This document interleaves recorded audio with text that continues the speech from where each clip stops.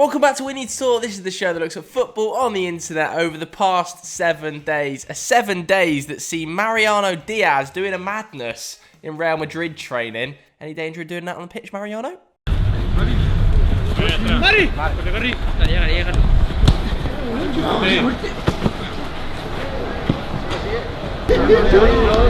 Footage of Phil Foden as a young ball boy at Man City being discovered. Anything other than empty-handed, because Manchester City have this perfect record at home so far. 6 wins out of 6 in the league on Keep their the own home record going and start playing again. And Roy Keane being shown that TikTok of him dancing on FIFA by Mika Richards. Good work, Mika. Right, what do you think to these moves? Anyway, today we need to talk about the PFA Player of the Year. Now, it's been over a week since I last made a We Need to Talk, and I'm not going to lie, struggling for a title at the moment. There isn't that much news around. I nearly did something on Ryan Reynolds buying Wrexham, but it's just a bit boring, isn't it? Yeah, we get it, Ryan. You own a football club. Get over it. And I almost did a prediction for the Champions League round of 16. So if you want me to do a prediction for the Champions League round of 16 and fully mug myself off, hit the like button right now. If this video gets over 3,000 likes as well, I'm thinking of doing a live watch-along. Maybe me, Chris, somebody else on screen watching the biggest games for the Champions League straight into your home. Get it over 3,000 likes, and we'll see what we can do. Anyway, we're talking about the PFA Player of the Year today, because yesterday I was told about an article detailing the early favourites to win the award according to the bookmakers. So, who's got the shortest odds? The 10 favourites to win the award. As ever with these reaction videos, I've tried not to look. I've seen a couple of names on it. It's pretty unsurprising, but the order has shocked me a little bit. I haven't seen them all, so let's get into it. First up, at number 10 then, we've got Jamie Vardy. I'm actually a little bit surprised to see him in the 10. I think this might be a little bit kind. I think he's in there because of how well Leicester are doing this season. 13 goals. Has he been more influential than Dominic Calvert-Lewin, though, in that Everton side? Dominic's obviously got 17 goals in all competitions. I think he's a very strong candidate for a Young Player of the Year award, though, Dominic Calvert-Lewin. Even, you know, Patrick Bamford probably got as many goals as Jamie Vardy this season, but the team isn't doing as well, is it? But let's not forget, this is an individual award, not a team award. That's the reason KDB won it over Jordan Henderson last season. Jamie Vardy, obviously an exceptional footballer, but I'm not sure I'd have him in my top 10. Sorry, Jay. James? Don't even know him. Jamie Vardy. I apologise. 9, we've got Phil Foden. Again, I don't think I'd have him in my top 10. Obviously, one of the outstanding attacking midfielders come forwards this season. 14 goal involvements. Probably another contender for Young Player of the Year, I think, alongside maybe Dominic Calvert-Lewin. I just think there's been better Man City players, and maybe they're going to come up, but obviously the likes of Gundogan, KDB, Ruben Dias, John Stones. I even think João Cancelo has been better than Phil Foden this season. He's probably been one of the outstanding fullbacks, if not the outstanding fullback in the league. So I think it's kind on Phil Foden. Maybe a bit of English bias here. Obviously an incredible player, but I wouldn't have him in my top 10 either. Next up, a name that would definitely make my top 10, Son Heung-min. I think it's almost harsh to have him as low as 8th. But equally, 4th most goal involvements in the league, level with Salah on 19 goal involvements. Obviously got the best weak foot in world football, maybe? Am I being thick there? Is there somebody in world football with a better weak foot than Son? If there is, I'm not too sure I know who it is. One of the most lethal finishers on the planet. Perfectly happy with him being in and around there. Do you know what? 8th is probably fair. I don't mind this too much. Okay, next up we've got Mo Salah at 7th. That feels low given he's the top Premier League goal scorer. I feel like his reputation precedes him a little bit. Obviously, I'm not comparing him to Messi, but a little bit like Messi. Because he scored so many goals in the past, people were just used to him putting up these ridiculous numbers. If any other player had put up, 16 goals at this stage, everybody would be saying he's having the best season of anyone. People aren't even putting Mo Salah in that sort of contention, are they? Reputation definitely precedes him, as does Liverpool's sticky patch. I would have him higher. I think it's a little bit harsh on Mo Salah. He's so outstanding. Am I going to call him underrated? Because he could well be one of the Premier League's best ever players if he carries on this form for another 2 years. Okay, at 6, we've got Jack Grealish. Do you know what? I'm surprised he's not higher. Maybe it's just because I've got a massive soft spot for Jack Grealish, but he's obviously created more chances than anyone else in the league by a distance as well, playing for Aston Villa. His chance creation, his dribble numbers are all off the chart. He's having his best season to date. I thought he would be higher because of the English bias. The sort of swell of momentum behind Jack Grealish is really strong at the moment, isn't it? And he definitely is improving.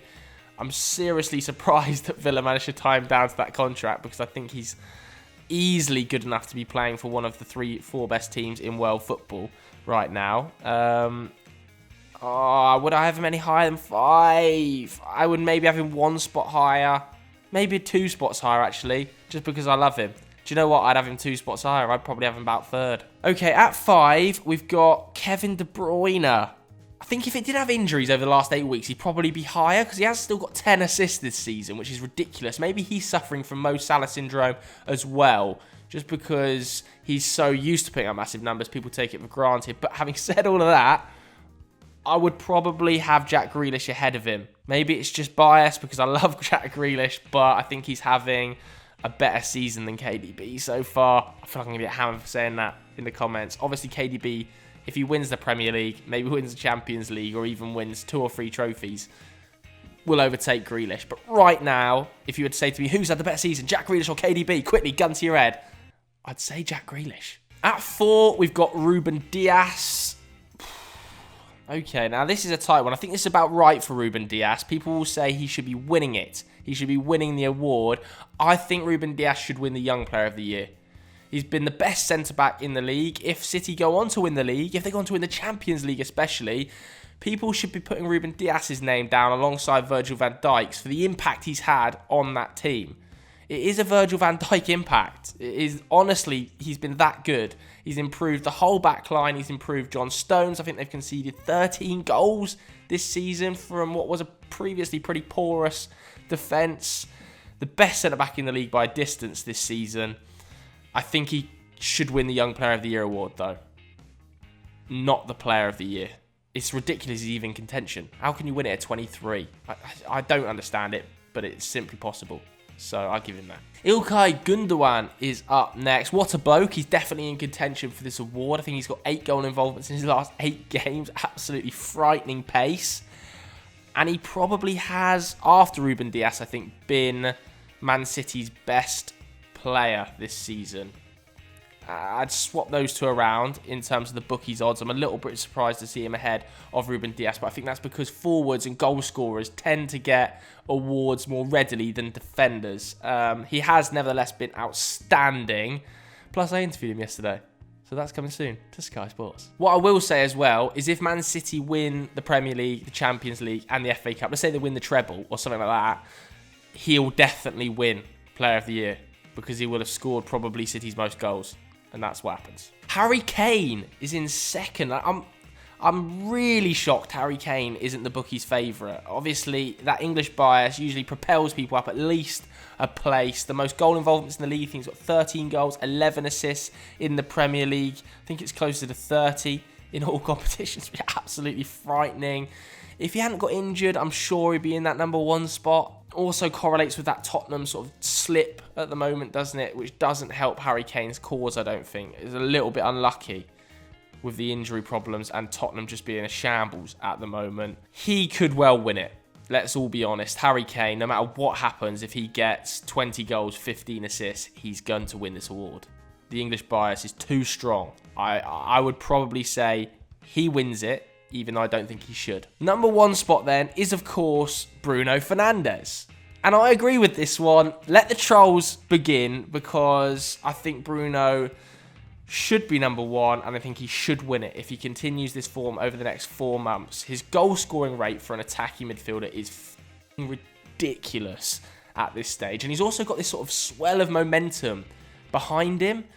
He's obviously winning constant Player of the Year, Player of the Month awards. And I think that, basically in my head, is telling me he's a very strong candidate to win the main award, just the way the voting is done. People have called him a penalty merchant in the past. I feel like that narrative is fully in the bin now, where it deserves to be, especially after some of the worldies he's scored recently and the amount of chances he's creating, the way he's galvanised this United team. I think if United finish second, he fully deserves to win it, because without him, wouldn't be making top 4. Do I think he'll win it? Probably not. I think it'll end up being Kane. I would give it to Bruno, though. Do you know what? I'll do my top 10 now, because I've seen the bookies' top 10. I'll do my top 10. Okay, give me a couple minutes to work it out. All right, I've had a look at some of the stuff. I've tried to get my top 10 down. It is tough. At this stage, I think loads can change, by the way, so this is all subject to change. But at this stage of the season, at 10, I've got Dominic Calvert-Lewin. Really surprised me of how much he's improved this season. A shoe on to go to the Euros with England. I think he's had a better season than Jamie Vardy so far. I said it. At 9, I've got João Cancelo. His progression has been incredible. I think he's been the best fullback in the league. He's probably been Man City's 4th best player this season.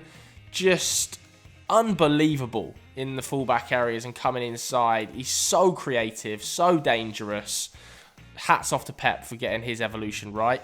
Son, I've got in at 8. Already spoke about him. I've got KDB at 7. So I've dropped him a little bit. I've got Ilkay Gundogan at 6. Maybe a little bit harsh there. I've got Salah at 6. I've boosted him up quite a lot just because I think he's having an outstanding season that people are just kind of forgetting about because of the stuff he's done in the past. I've probably just done the same thing with KDB there, to be honest with you, but oh well. I've got Ruben Dias at 4. I think he's been Man City's best player this season, so I've boosted him above Ilkay Gundogan in the bookies odds. Then I've got Jack Grealish at 3. My English bias here starting to seep in, as you can see. Just having the season of his life, getting better every single week and playing for Aston Villa, which I think is a really key point. Then I've got Harry Kane at 2. I do believe he'll end up winning the award, but obviously his goal-scoring numbers and what he brings to his Tottenham team, uncomparable to anything else in the league almost, other than Bruno Fernandes, who's my number 1, obviously. What a season he's having. So Calvert-Lewin, Cancelo, Son, KDB, Gundogan, Salah, Dias, Grealish, Kane, Bruno. That's my top 10 for PFA Player of the Year right now. But we're only on the 12th of February. Loads is going to change. And I'm sure I've got 6 of those wrong come the end of the season. Okay, so that was my reaction to the PFA Player of the Year odds being revealed. What do you guys think about the PFA Player of the Year, and who would be your Player of the Year candidate? Let me know in the comments below. As I said, if you get this video to 3,000 likes, we're going to try and do a live stream for the Champions League next week. We'll also try and do a prediction for it, just so I can mug myself off even more. If you enjoyed it, yeah, hit subscribe. Thanks very much for watching. See you later. Bye.